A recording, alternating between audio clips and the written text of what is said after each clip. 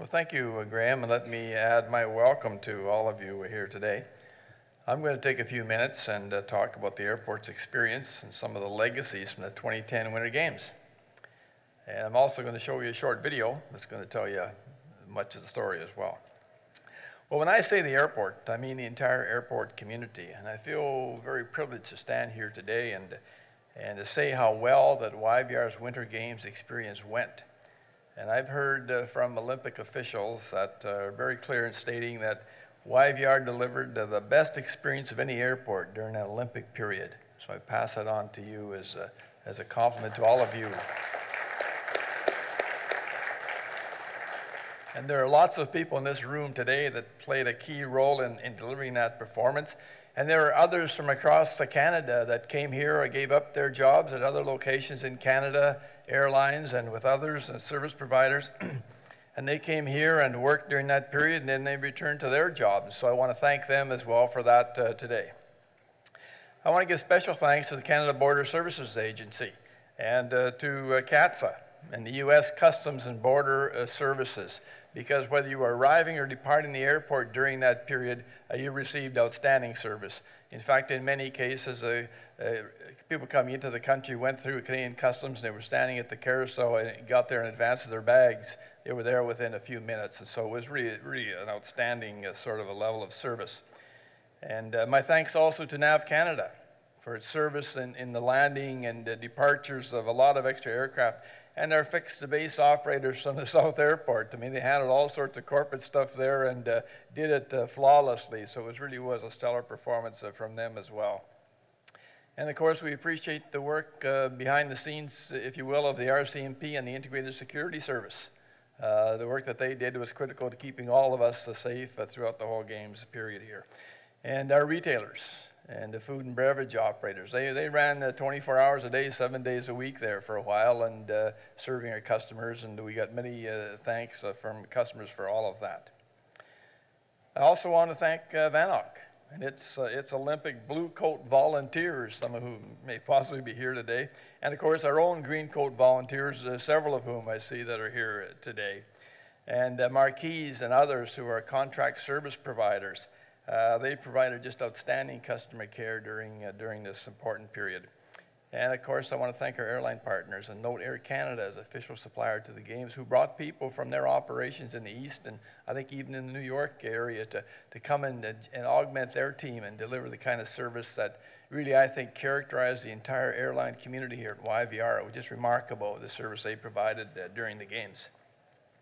Well, there's many others. I can't name them all, but I want to pass on my thanks to all who worked with us on this. And last, but certainly not least at all, I want to thank our own employees. Many airport authority employees left their regular jobs. They took training in operations or customer service. They went down and delivered service around the clock and on the weekends and working shifts and so on while they maintained their regular jobs. So thank you to each and every one of you for that. Well, I think perhaps the biggest legacy of the Games is the strengthened relationships and cooperation between business partners that the Games engendered. Running the airport is, of course, a team sport at all times, but as we planned and prepared and practiced together, the airport team got to know each other a lot better, respect and understand each other's roles an awful lot better. And collectively, of course, we knew that the airport would set the tone for our Olympic guests. And we were going to be the first and the last impression. We wanted to make sure that was going to be an exceptional impression that they took away with them. And I think together we succeeded in doing just that. John Furlong frequently talks about the spirit and the sense of pride in the Games that in fact infected this community, but I think infected this entire country. And certainly that was very evident here at YVR. We were all caught up in it, and we passed that on through our customer service to our guests. As we were preparing for the 2010 Winter Games, one of our goals was to find ways to connect both our local community and the broader British Columbia community to the Games. And one way we did this was through our BC Community Showcase. We provided seed money to 15 communities across the province, from Tofino to Cranbrook, so they could make promotional videos about themselves. And those videos played on our website. They ran on our screens around the airport here, and they still run, I think, on 34 screens in the airport here today. advertising these communities. And they allow visitors to see what all corners of our province have to offer. Now, a second program was targeted at 5th grade students. Pardon me. It was entitled The Future Lands Here.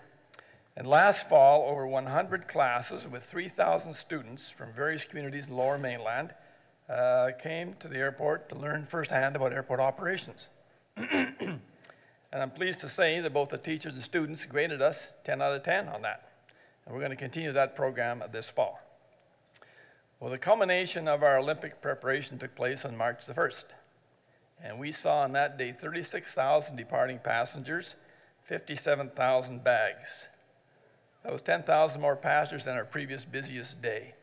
And thanks to the fine work done by everyone here, the lines were short-lasting, and it was, in fact, a remarkably smooth event. I'm going to show you that video, but before I do, I'd like to speak about an individual who has contributed to the success of airports in BC, especially YVR, over the past 36 years. Bob Cowan, our Executive Vice President. As Graham mentioned, or perhaps he didn't, I will, Bob will be retiring from the authority at the end of this month. Our longest serving employee, and joining you, Gary. Well, Bob's natural modesty means he would rather I didn't say this in such a public forum, but Bob deserves this recognition. He's a true visionary. He leaves behind a legacy of outstanding facilities, delivered on time and on budget, enduring excellence in engineering and maintenance, but most importantly, the high esteem of all the people that have worked with him. Last year, Bob received his Fellow of Engineers Canada designation. So he has not only made a valuable contribution to this airport, but to the engineering profession itself. So on behalf of the Airport Authority and the board, I want to thank Bob for his many contributions to YVR. We wish him all the best as he trades in his safety boots for his biking shoes.